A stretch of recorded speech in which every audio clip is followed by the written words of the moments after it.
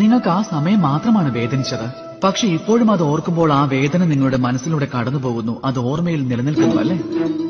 എന്തുകൊണ്ടാണ് അങ്ങനെ സംഭവിക്കുന്നത്? ജീവിതത്തിൽ നമ്മൾ അനുഭവിക്കുന്ന വേദന അത് എത്ര കാലം കഴിഞ്ഞാലും ജീവിതയാത്രയിൽ ഉടനീളം അത് നമ്മോടൊപ്പം തന്നെ സഞ്ചരിക്കുന്നതാണ്.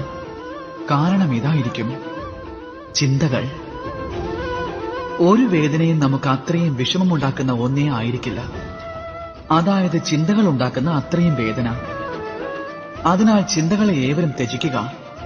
മറിച്ച് ജീവിതയാത്രയിൽ എങ്ങനെ സന്തോഷത്തോടെ ഇരിക്കാമെന്നാണ് ആലോചിക്കേണ്ടത്.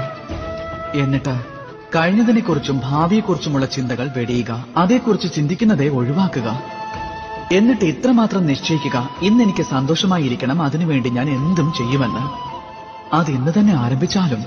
എന്നിട്ട് നോക്കൂ, നിങ്ങളുടെ നാളെയും വരുന്ന ദിവസങ്ങളും ആഴ്ചകളും പിന്നെ എല്ലാ മാസങ്ങളും കഴിഞ്ഞു പോകുന്ന ഓരോ വർഷവും അങ്ങനെ ജീവിതകാലം മുഴുവനും നിങ്ങൾക്ക് ഏവർക്കും ഉറപ്പായും സന്തോഷം മാത്രമായിരിക്കും ലഭിക്കുക.